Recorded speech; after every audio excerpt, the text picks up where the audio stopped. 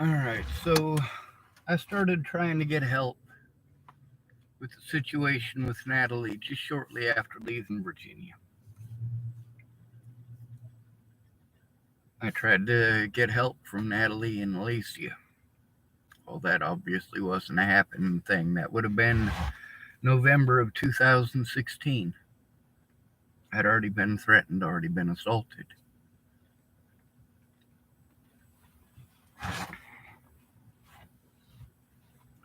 And I went to my friends and I got that treatment. You guys know the treatment, the mentally ill treatment, the you're a male treatment, the you just need to take care of it by yourself. Whenever somebody says that, it's a pretty assured thing that either they're grossly rich or they've never had to do it actually by themselves.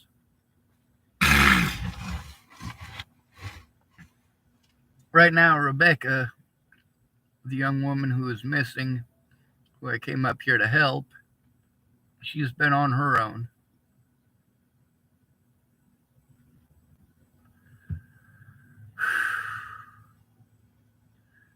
Now, there's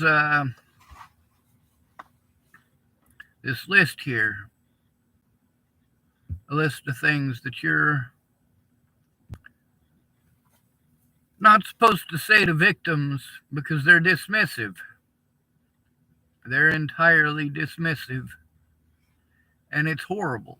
It feels horrible. Now, when you're a male trying to get somebody to listen to you, let alone when you're so broke that you're homeless, trying to get somebody on your side, it don't work. You're told what to think and how to feel and what to do from people who aren't trying to find out what's going on. They're not finding out the situation. They just got these quick quips and these general fix all everything sayings where if they say it, like if they say you gotta love yourself, well, magically that's supposed to fix everything. And if it doesn't fix everything, they just assume that it's because you're not trying. I suppose I'll have to scroll down in my Facebook. A lot of people were lied to, and as a result, they broke a lot of laws. But law enforcement wasn't willing to do anything about it because they broke the law too. And then I was repeatedly forced to go to the same officers that I was trying to turn in order to turn in the predators that they'd repeatedly gone out of their way to ignore on multiple occasions. It's incredibly stupid. When you're trying to turn in Scott DaCosta and you're told that you have to get a hold of the state patrol to do that, and the state patrol tells you that or Scott DaCosta tells you that you got to get a hold of the state patrol. State patrol says you got to get a hold of the Dual County Sheriff's Department. Who is the sheriff of Dual County? Scott DaCosta. What do his deputies tell me? They can't investigate themselves. I got to call Nebraska State Patrol. Nebraska State Patrol tells me they don't police the police. I got to call Dual County Sheriff's Department. Back and forth for literally years until they were able to throw away evidence, throw away their own body camera evidence.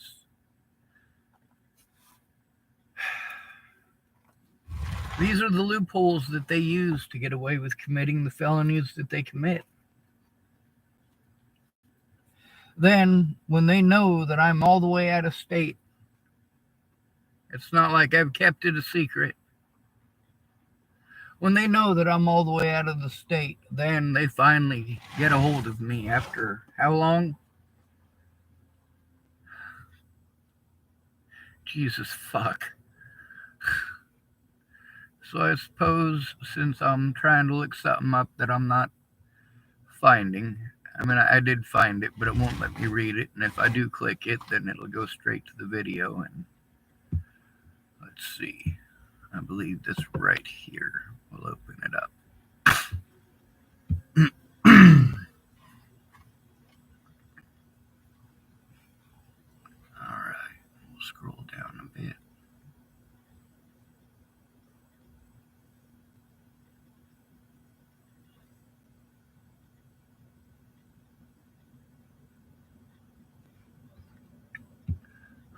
guess I ought to make it big. Here it is.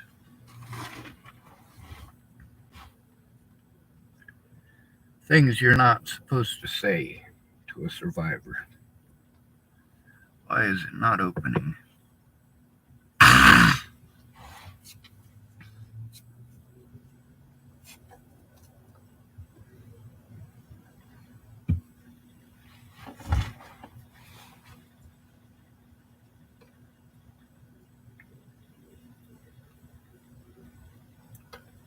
All right, come on. It's going slow. Things not to say to a survivor. Just get over it. The past is the past. You just need to move on. You need to forgive and forget about it. What happened to you was not that bad. It could be worse. You need to let it go. You're strong. You'll be fine. Life goes on. This shit doesn't help us.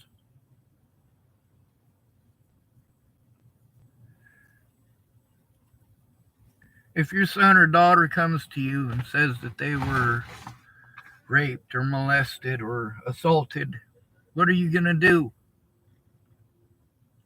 Now imagine what it's like for those survivors who didn't have parents that would do anything.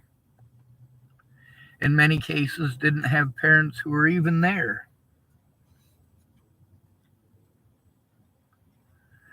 And then there's also, of course, the one about committing suicide.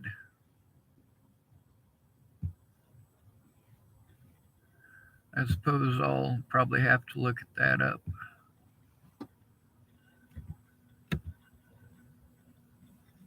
No, I guess I can't because the keyboard on here is broken and I didn't plug in my external keyboard.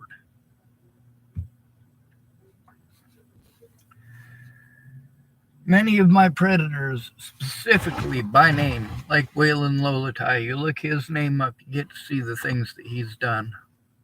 You look up the name Zaid Atkinson, you get to see another victim of specifically Waylon Lolatai.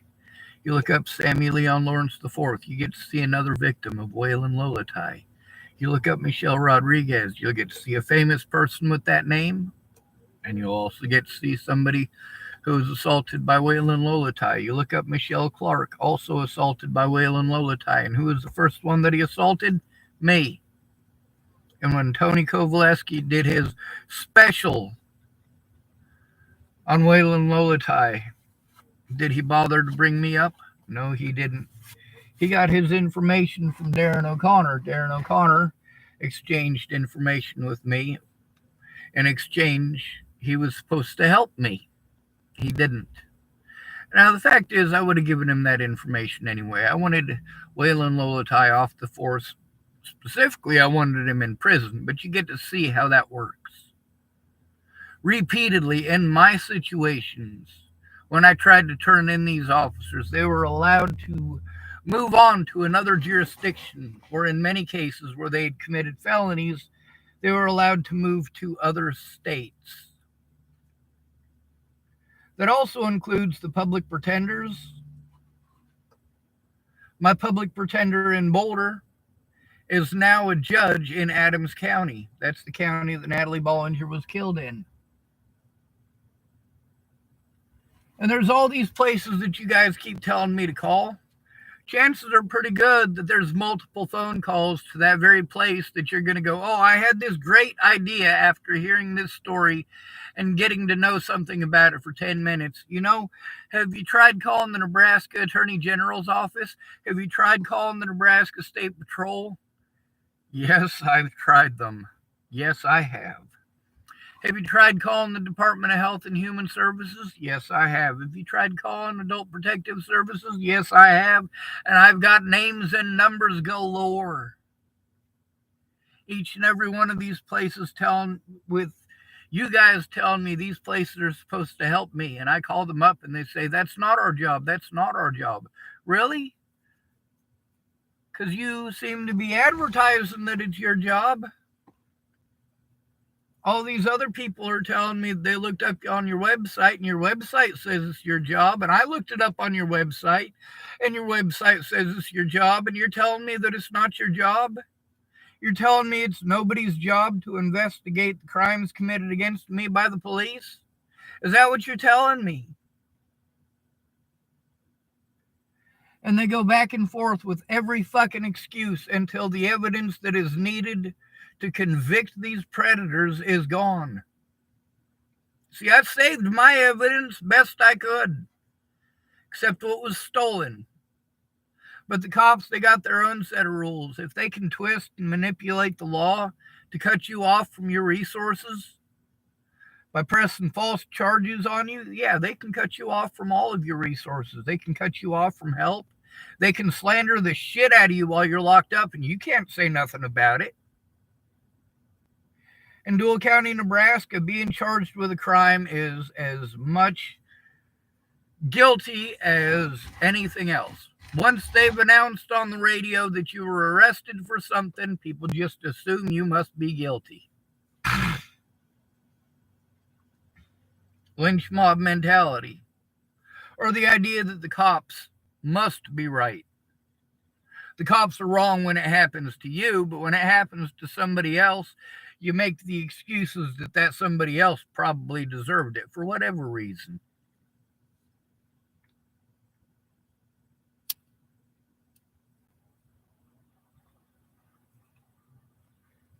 Police across the board committed felonies that you guys know is a giant fucking loophole in this country. You also get to see how now, with the narrative that BLM is pushed very heavily and very hard, and there's BLM signs all over here in Oregon, all over the place, in people's yards, on their businesses. There's even a mint tin that I have that's got BLM professionally printed inside of it. It's real big up here. And absolutely, black people are people. They are human beings.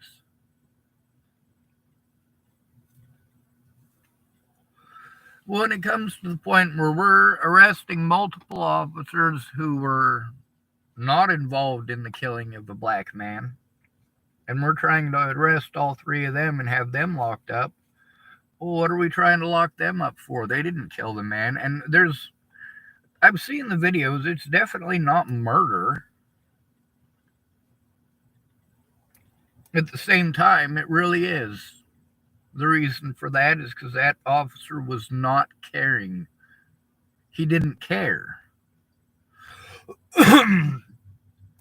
He may not have intentionally killed that man, but he still killed him because he didn't care. Morally, it didn't matter to him. Now, those other officers, I'm sure they're guilty of something. But if those officers are found guilty as well, that shows that all of the officers that I had to deal with need to be investigated. If they can be arrested and charged just for turning a blind eye, then every single officer that I encountered needs to be arrested. This is an important point to make. Is it magically legal if they do it to somebody who's homeless or somebody who's white? These are important questions to ask. Is it magically okay for the officer that I'm trying to turn in, specifically Scott DaCosta, is it okay for him and a state patrol officer to put their knee on the back of my neck the way that it was done to George Floyd? Is that okay? Because it did happen. And not just with Scott DaCosta. Scott DaCosta kept on having me sent to the Scottsbluff jail where I was abused repeatedly. Same tactics. When you try to tell on a bad cop, you cannot do it alone. You need to have protection from the start. If you are forced, like in my situation with Natalie Bollinger being killed, before she was killed, I was trying my best to do it the legal route, to do it the right way. to get the violence and the threats to stop, so that I could actually see the people that I needed to see, so that I could actually have an actual support network, so I could see my friends for my emotional needs, so I could go to the places along the Front Range for my medical needs.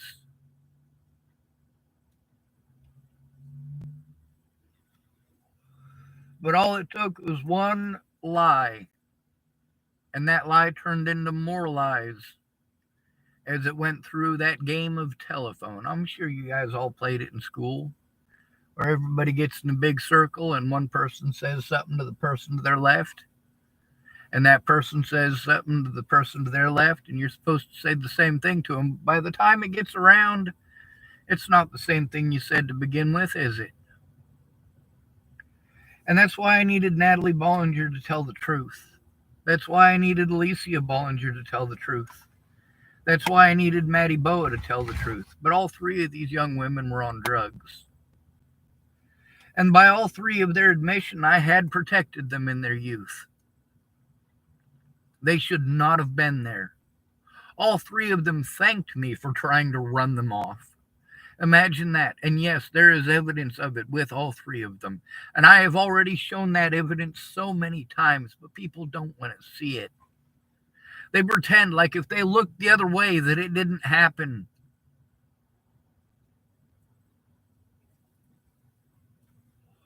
When someone is called mentally ill and they're being abused, they have one chance. If they have to go in for that one chance alone,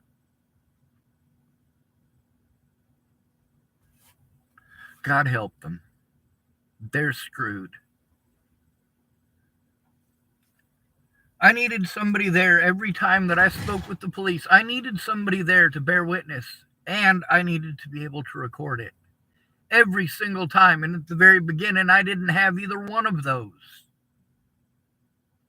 Miss Peaches, right before we ended up going down and talking to the cops, I was trying to explain to her, hey, Miss Peaches, I need to talk to you one-on-one. I've been trying to do this for over a year, one-on-one. And she said, okay, I'll listen to you one-on-one. And she sat down in the chair. We were outside. Her brother Gilbert come outside. Within a minute of her sitting down, her brother Gilbert came outside and started talking, and she told me I needed to listen to him. They didn't know what the fuck was going on. They needed to listen to me, to what was going on, to what I had been trying to tell her for over a year.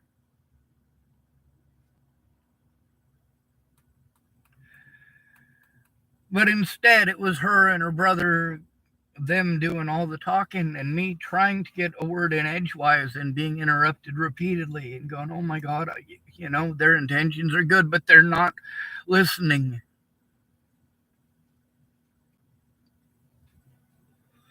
So then, when we went to the cop shop, we went in different vehicles. I went in the patrol vehicle, in the back of the patrol squad car, and Miss Peaches went in her vehicle. I needed Miss Peaches there in person when I was talking to that officer, those officers, Jai Rogers and Detective Peterson. Miss Peaches needs to be subpoenaed to court. The things that she told me need to be brought up in court. But I will never be allowed that chance, will I? I can't go to the state of Colorado without being victimized by police there. I can't go to the state of Nebraska without being victimized by police there. Are you guys not seeing how the system allows those within it to abuse their power too easily without oversight? And Miss Peaches said that she would be there, and I needed her there, and for 7 months, nothing. 3 separate times we were supposed to. And sure, what the cops did was wrong and also against the law by preventing us from being able to do that. But also there's the fact that Miss Peaches really didn't try very hard. Matter of fact, I don't know if it was Candy Crush. It wasn't Candy Crush Saga. It was a word game. But it was so important to her, and it was on her smartphone, and she was just so into it, and I couldn't pull her out of it. Different people have different ways that they cope with things, different stuff that they use to get their mind off of how much their life sucks. Up there in Montana, where Lana Engeline and Amanda Engeline lied to me, told me that I should leave some very important evidence there because I was coming back. And then they let me know on the way out while I was on the bus that, you don't get to come back. While important evidence is there at their house, I should have taken it. I should have followed my own intuition.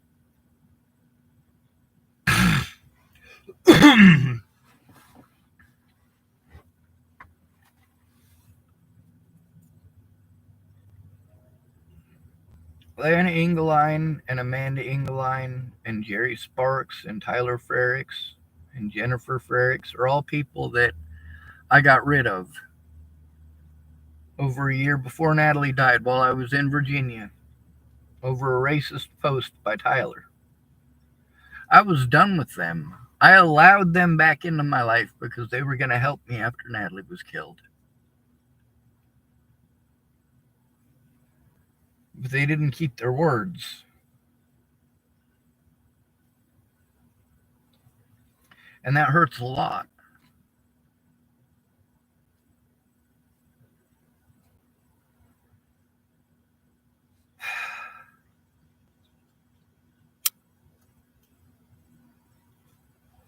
This has taken place across multiple states, multiple jurisdictions in these states. The situation in Cheyenne, Wyoming, and the situation in Rawlins, Wyoming, God, those were such fucked up situations. In Rawlins, Wyoming, I had to worry about Amy Kingery's kids. Holy shit, that was a mess. It was supposed to be me and Rihanna helping each other out. Instead, it was Rihanna taking on 2 kids that she couldn't handle while she was too drunk to handle her own damn self. Meanwhile, she's supposed to be the responsible one. She's the one who's got all of the, what do I call them? The responsibilities. She's the one that Amy gave her kids to. It's Rihanna's camper that we're staying in.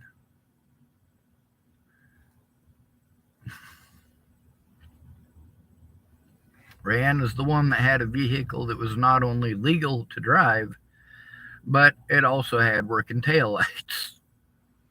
All pretty important stuff.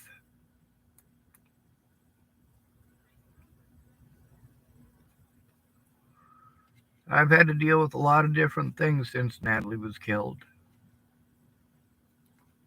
It's a lot of stuff I had to deal with before Natalie was killed, too. I mean, all these tactics that were used against me, I'd spoken up about them well before Natalie was killed.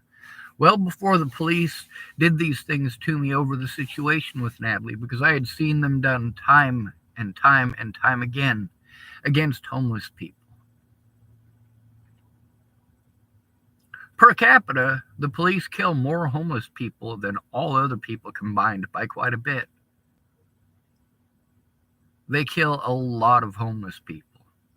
If the homeless people had the same population size as black people, and the police killed them at the same ratio, the homeless would account for over 99%, or the homeless would account for over 99% of those killed by police every year. Now we've got this insurgence of violence against the homeless.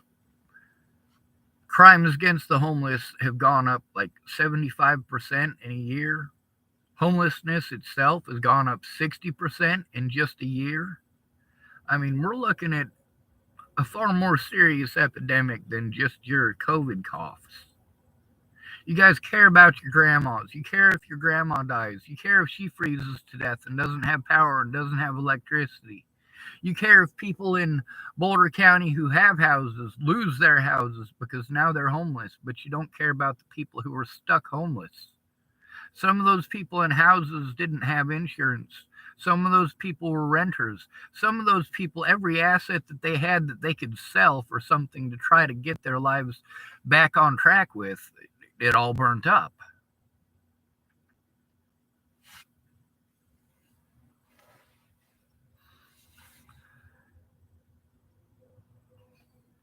There's also a lot of evidence that, when officers ran my name, they see that I was arrested for assaulting an officer. Which officer am I supposedly to have assaulted? That's Waylon Lolatai, who assaulted no less than 7 separate people on video just in 2018, just in Boulder County. Okay? How many people that he assaulted were not on camera? Why is it that all of these other people's body cameras people were able to get a hold of, but magically nobody would make any efforts to try to get the body camera evidence that I asked for? Did these officers all magically turn off their body cameras? Is that what happened? Amanda Balehash, who was supposed to be my public pretender in Boulder, well, she was supposed to requisition that. Instead, the charges were dropped. And the battle that I had to go through to try to turn in Waylon Lolatai after that, with officers repeatedly threatening, harassing, intimidating, and assaulting me everywhere that I went, including threatening and harassing the people who are trying to help me, intimidating the people who are trying to help me. And then these people who are trying to help me, what did they do? Did they take it out and make a report and speak up about those officers doing those things to them? No, they took it out on me like I was a bad person because they were targeted for helping me. Many of these people right at the very beginning are like, you know what, Sean? I spoke up for you, and then they destroyed my Facebook. I didn't make you speak up in those Facebook groups. And when you did, and people targeted you the way that they targeted me because they were trying to do the same thing to me, you should have spoke up, and you should have sent me a copy so that I could show that it's not just me. You should have made a police report and sent a copy to me. The more the merrier, the more we work together. But people didn't want to work together. When I was locked up in Arapahoe County, Colorado, I was trying to get Alyssa Rainwater to talk to Miss Peaches, a.k.a. Kayla Trujillo. Kayla Trujillo, when I got out, of course, Alyssa had let me know while I was locked up that, basically her and Miss Peaches did not get along, and Miss Peaches had blocked her, and Miss Peaches said, oh, well, she was a fucking stuck-up bitch, and you know how people have been since Natalie was killed. I don't know if she's one of them. Everybody who tried to help me was fucking paranoid because there were so many people who were doing these things.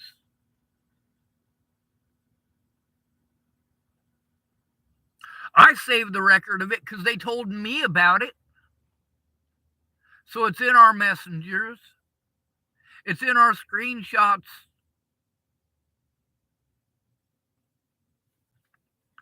The problem is that by calling me mentally ill, and that's the one thing that all of these people wanted to overlook when they wanted to tell me that I got to do it myself.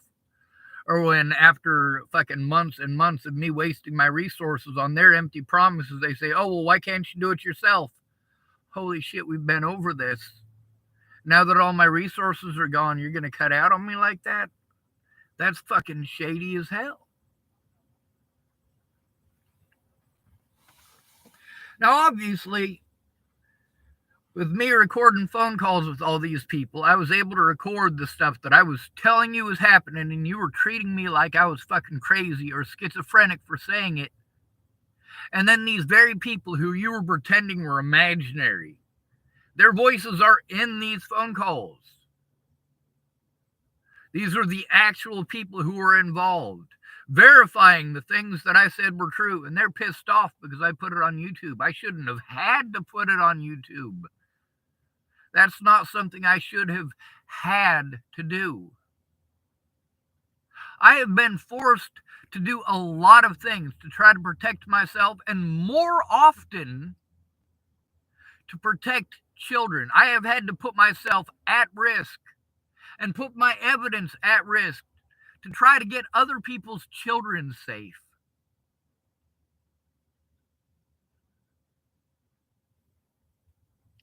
It's a fucked up situation, and people are dead because of it.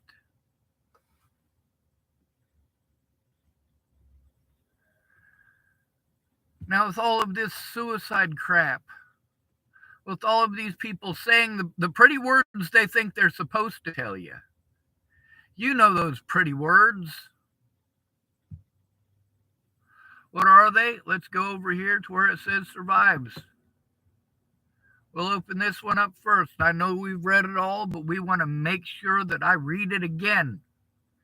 Pretty words. It says things not to say to a survivor. Just get over it. Those are just pretty words. You think you're supposed to fill in the space with something like this. In reality, you need to be listening to the victim. I've had so many people who would not look at evidence saying, I believe you, I believe you. Well, then if you believe me, why don't you speak up? Many of these people said to me, Sean, you're the most honest person I know. You're the most honest person I know. Exactly. And you say you believe me.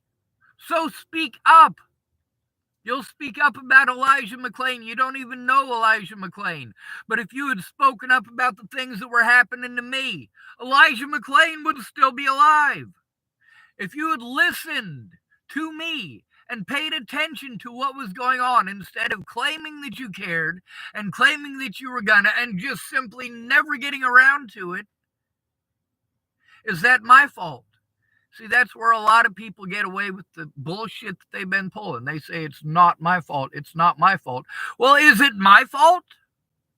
I mean, sure, you can go ahead and try to twist and manipulate things however you want to try to make it seem like it's all my fault. But I can do the very same thing to all of these other people. Yeah, I could probably find some way to twist it in so that a millennial killed John F. Kennedy, when in reality we know that a millennial was not born early enough to even be alive while John F. Kennedy was alive. But there are people who are good at the gift of fucking gab now, aren't there? Pretty words like, the past is the past, you just need to move on. Pretty words like, you need to forgive and forget about it. Pretty words like, what happened to you was not that bad. Pretty words like, it could be worse. Pretty words like, you need to let it go. Pretty words like, you're strong, you'll be fine. Pretty words like, life goes on. Those are just pretty words. That does not help out the specific situation. Those are all generalizations.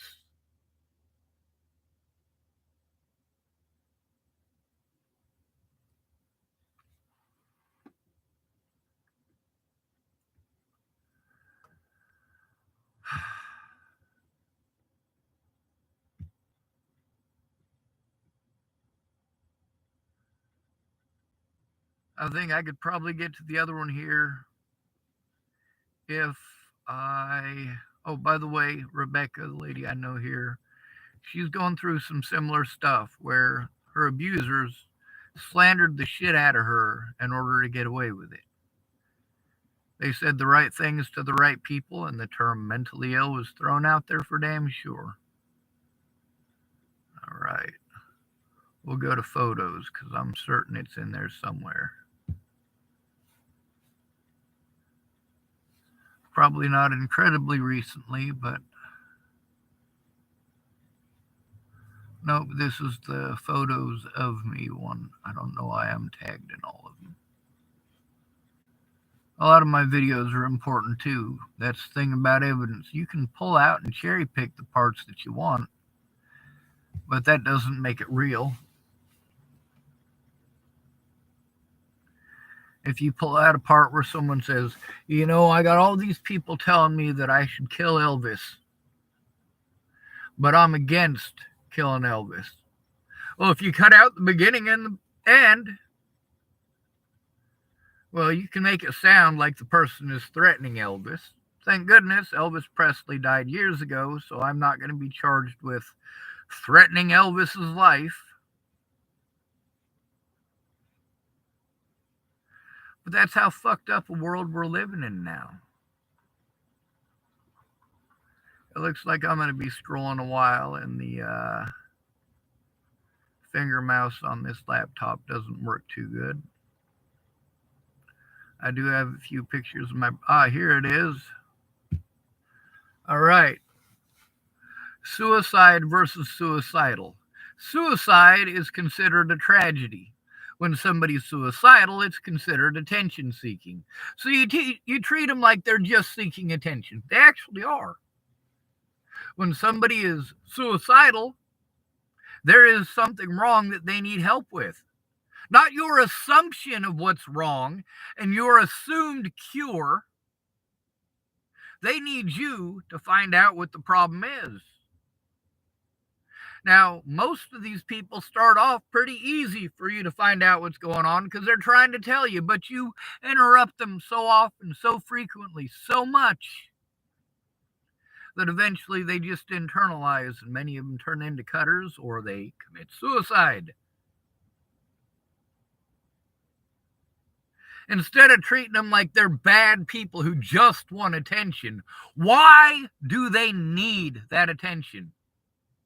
Maybe they need help getting their daddy, Ted Bollinger, to stop raping them.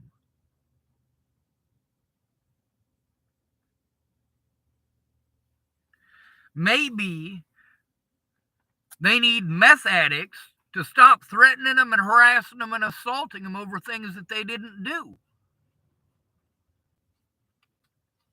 Now let's go to the next one on the list. Suicide, everyone feels bad. Suicidal, everyone feels irritated. That's right. You treat them like they are a fucking burden for trying to get help until they fucking kill themselves, and then you feel bad. You treat them like they are a fucking nuisance. You treat them like they're a burden for coming to you for help.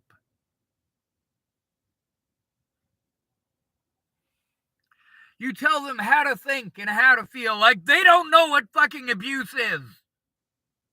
Like the things that they're trying to tell you about, that they are living through. But you're too busy with your pretty fucking memes that you learned off of fucking Facebook last week and thought it was so pretty.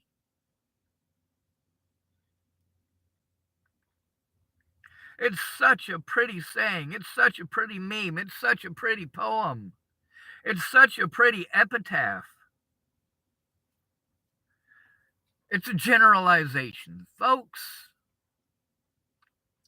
Let's go to the next one. Suicide. Everyone is present. Suicidal. Everyone tries to avoid them. You're goddamn right. I have been dealing with that. Fair weather friends. When everything is fine and dandy, they love you, especially since when they had real problems, you were the one person to come through for them. But now that you got real problems, instead of them coming through for you, they're going to give you those pretty words. Imagine if, instead of helping Miss Jerry move 7 times, I'd have told her, hey, you made the bed, you stay there. You live in it. You moved in with that abusive asshole. You should just stay there and take more abuse. No, abso-fucking-lutely not. And that's not the way that I should have been treated either. But it is. It's okay to victim blame and victim shame if that victim has a penis. It's fucked up. It's socially acceptable. A man should be able to do it all by himself, and he should be able to take care of his wife, and he should be able to take care of his kids on one paycheck, and so on and so forth. And that just ain't the world we live in.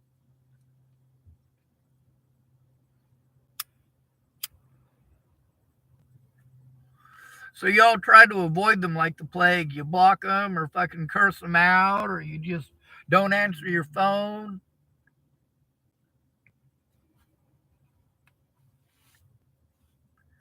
They never did anything wrong to you. You're just annoyed because they're still having an issue because for years they've been trying to get help, and everyone does this to them. Blows them off with those pretty words, gives them the empty promises. Hey, I'll help you. I'll help you after my daughter goes to bed. I'll help you after my son goes to bed. I'll help you as soon as my kids go to school. If you watch my kids for 1 day a week, I'll help you out for 1 day a week, so on and so forth. Sean, if you can make it to California, I'll help you. Sean, if you can make it to Virginia, I'll help you. Sean, if you do this, if you do that. And it all costs resources. And then people want to tell me, people who help me out with resources want to throw it in my face later.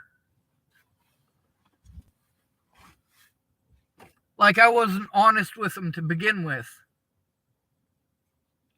Such as the situation with Shannon Alvarado. They knew I was broke. They knew that I didn't have my disability income coming in. The problem is Shannon Alvarado, well, her memory is not that fucking great because most of the time she's been drinking. And so her brain is oxygen deprived. And she don't remember everything.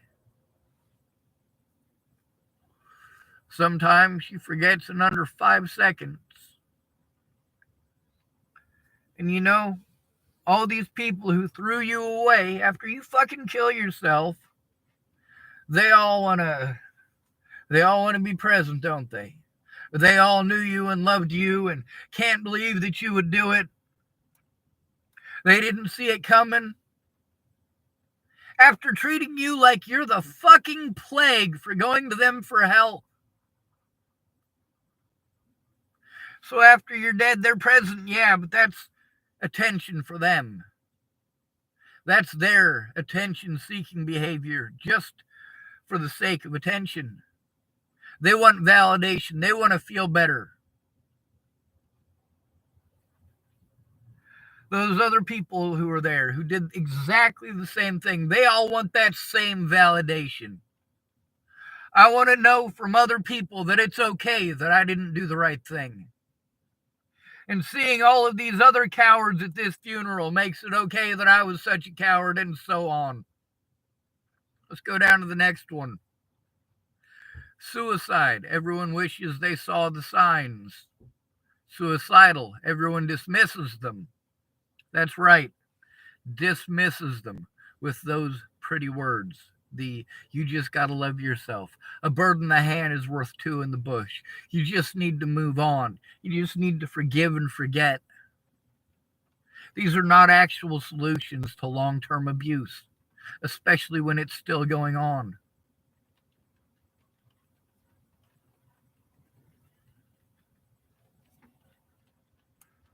The situation that I am in currently is a direct result of abuse, and much of that abuse is just simple, plain neglect. Because I didn't have someone in my corner. I did not have a guardian present at any point in time, and I still don't. A guardian who actually cares about me as a human being. Because when you are called mentally ill, that is literally the only thing that will stop this from happening to them. Where you victimize them because they are easy to victimize until they fucking kill themselves. You dismiss the fuck out of them and then you say you wish you saw the signs. Like they're not blatant and obvious. Like when someone changes from being the most honest person that you know and the kindest, sweetest person that you know and so on and so forth, like Pierre was telling me and so many others, to being someone who is literally screaming for help. And then I get treated like I'm a monster because I screamed for help. H-E-L-P, help. Holy fuck. Yes, that's what it's like for men.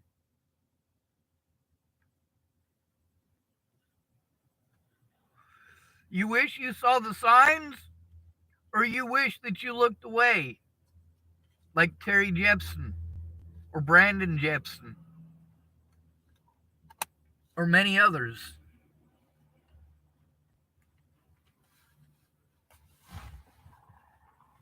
It's not that there were no signs, it's that you dismissed all of them.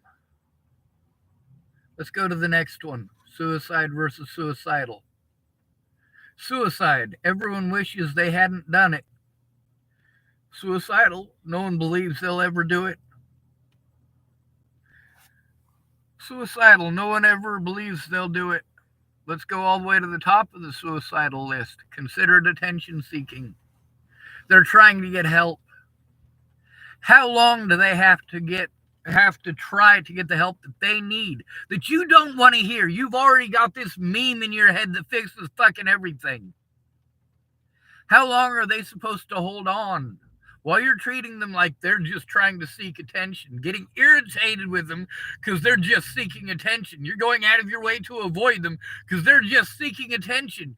You are going out of your way to dismiss everything they say and treat them like they are a fucking burden because they're just seeking attention. And then when they kill themselves, you wish they hadn't done it. You pushed them to do it. You, their friends, not these people who are raping them or beating on them every day after school, but you, the people that they were supposed to come to for help, the people that they are told and trained to go to for help since kindergarten. School program after school program, school assembly after assembly after assembly about bullying. Officers coming to the schools and talking about bullies in our school assemblies. And then what happens when you go to the cops? What do these cops teach you at these assemblies? What do these teachers teach you at these assemblies? What do these guidance counselors teach you at these assemblies? When you're dealing with bullies, the first thing you're supposed to do is go to the bully and tell him how it makes you feel and ask him to stop. How well does that fucking work in real life? I tried that first. You say, well, look how you reacted. Look how I reacted. That's right. The first thing I did was go to the source. What else are you taught to do by this officer at this assembly? You're taught to go to your friends for help. Safety in numbers. Safety in numbers. My friends just simply didn't have time. They were too busy with video games. They were too busy with word puzzles on their telephone. In some cases, they were too busy with family. Now, that is understandable. That is 100% understandable. But the rest of it, how? How can you make promises and then you don't follow through because you want to spend 6 to 8 hours playing this word game on your telephone? Or you don't want to follow through because getting drunk is more important than keeping your word? Or because you have a horrible meth addiction and you didn't bother to tell me?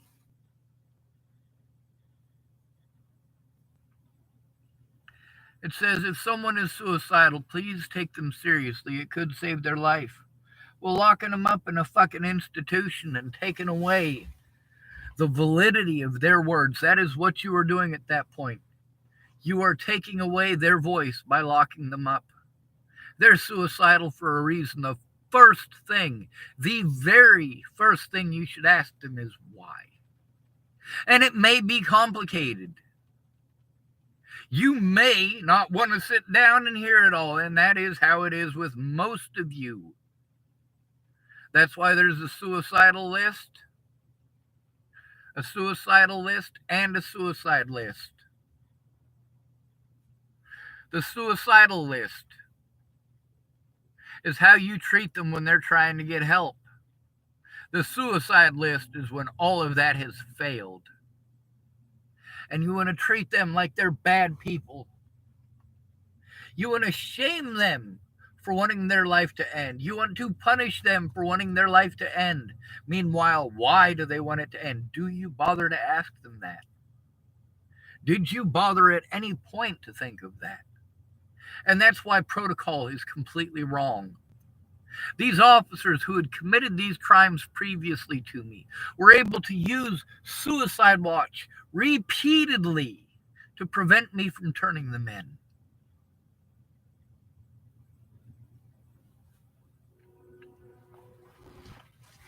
And it's not just me. Rebecca's going through this shit too. Many, many, many homeless people have gone through this. It's not just men, but men are the easiest to victimize. Disabled homeless men are the easiest people in America to victimize and get away with it. And everyone knows it.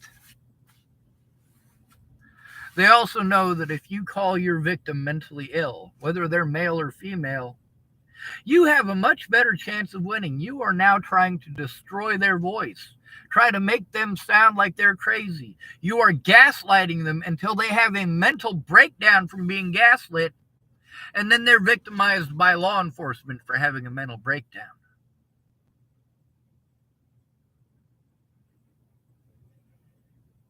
If a woman gets raped and ends up with PTSD from it, well, then she magically is, well, not going to be considered a viable witness in her own court case because now she's got the tag of mentally ill. When your family and your friends don't care, they want to pretend like your life is some figment of your fucking imagination. Meanwhile, they admit that the things that they were a part of were all true. But then, between looking at the evidence and believing what they're told, these people telling me that they trust me, they believe me, I'm the most honest person they know, and so on and so forth. When it come down to the popularity and the people there in person, my predators are there in person. They automatically win out. Those people who claim that they were friends of mine, I'm not there to hang out with. They still feel the social bug. They still want to be social. They still want to have friends. They still want to sit down and smoke pot socially. They still want to have somebody else to play Magic the Gathering with, or watch, a marathon on TV with, or play video games with. And hell, if it's one of your predators, fuck it. That predator is there wanting to do something fun, and you're not. You're hundreds of miles away. Meanwhile, you're only hundreds of miles away because these people never came forward. Even though I have the evidence, and I've been trying to show the evidence, it needed to come from these people. You have no idea how many times people thought just writing something down was good enough. But then, after writing it down, and I'd take it to the cops, some of them even got their phone numbers and their addresses and all that professional shit right there on it. And they say, oh, well, how do we know you didn't write it? How do we know you didn't write it? Call the phone number, dude. Write the address. Send something to the email address. Do your fucking job. Instead of just assuming that Jason Jeffson doesn't exist, try calling him. Instead of pretending like my little sister doesn't exist, try calling her.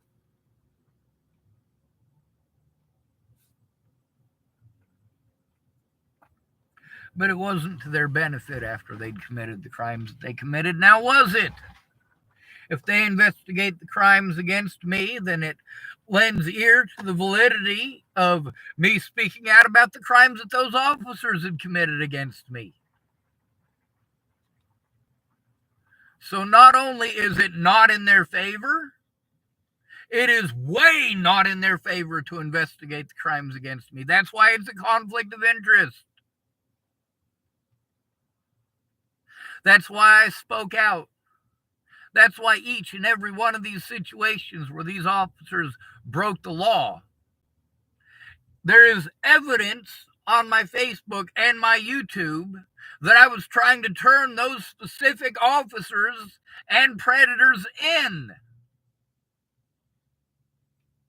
It shows their motive and intent. I had to say loud and proud publicly on Facebook and YouTube what it is that I was doing when I was trying to turn these officers in.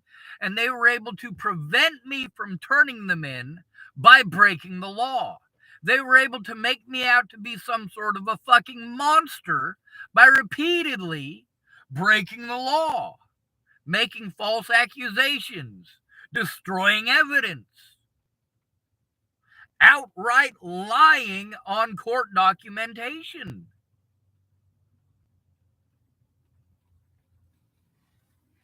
And there's a lot of witnesses who I've got conversations with, like Steve Tombleson, who was at least there for part of it. People like Riley Johnson, who was somebody I knew in real life and also happened to be one of the harassment names that were made after with the situation with Natalie. Those people who were harassing me in that situation made a fake profile to have me harassed by, basically, it's a troll group. You send them somebody's email address and then they make fake profiles to harass this person. Like Riley Johnson was one of them. I know a Riley Johnson in real life, and I got a hold of him to ask him about it. Like, hey, man, what the fuck's up with this? He said, it wasn't me, man.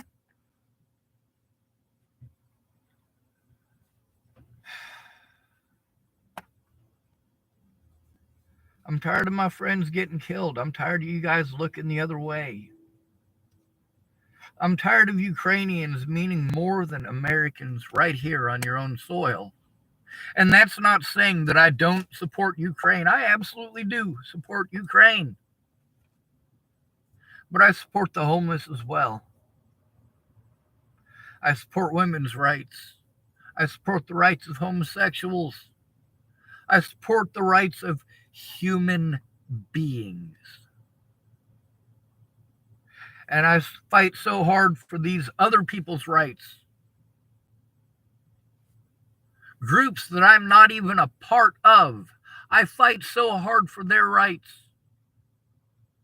Because those rights need to be my rights too. Equality means equal. It doesn't mean that you get to outright break the law and use race, religion, gender, and sexual orientation to punish somebody, especially when you lie about all of them.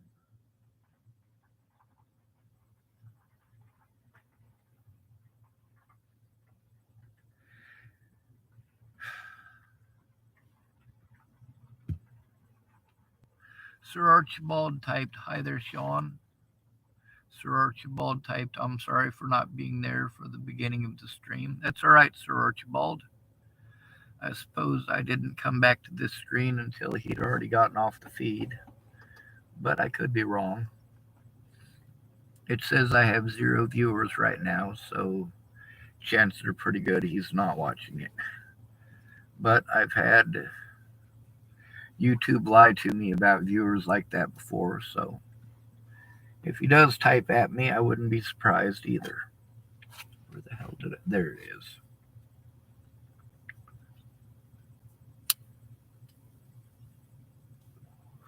Now you guys have gotten to hear from Dan Fabert about that Layla Johnson lady. I was telling the truth right from the very start, and I needed people like him to speak up about those things. And, he finally did. He finally did, thank goodness.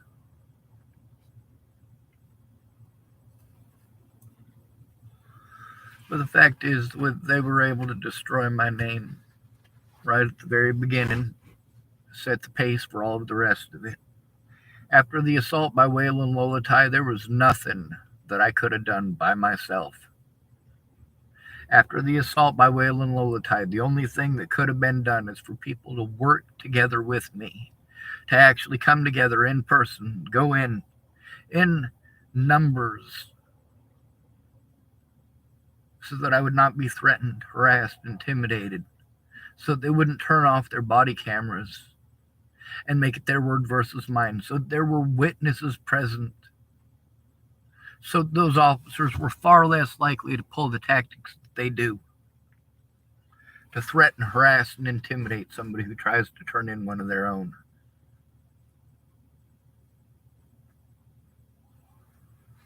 After that, I had that reputation, and anybody who wanted to could play off of that. Every officer who sees my arrest record, because mind you, I wasn't convicted.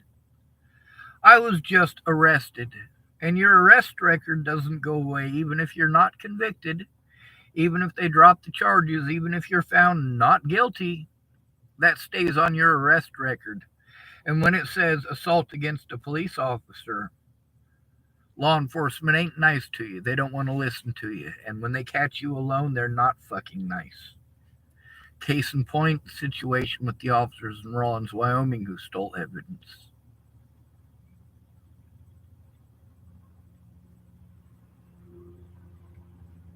Now, this sexism, this idea that because I'm a male, I must be a predator. Because I'm a male, I can't be a victim. Because I'm white, I must be privileged, and therefore no crime could ever be committed against me. No officer would dare harm me in the way that they harm black people. No officer would dare, but meanwhile, the statistics show an entirely different story. And the laws that we're trying to make now, we've already made them. It's already more illegal to assault a black person than it is to assault me. It's already more illegal to assault a woman than it is to assault me. Matter of fact, to the point where it's actually not illegal to assault me. It's only illegal to assault them. It's only illegal if somebody cares enough to do something. That's where bias and opinions come in, and you say you shouldn't care what other people think. Really? Because what other people think got me assaulted a lot. What other people think got Natalie Bollinger shot in her fucking head. What other people think has Russian soldiers in Ukraine right now.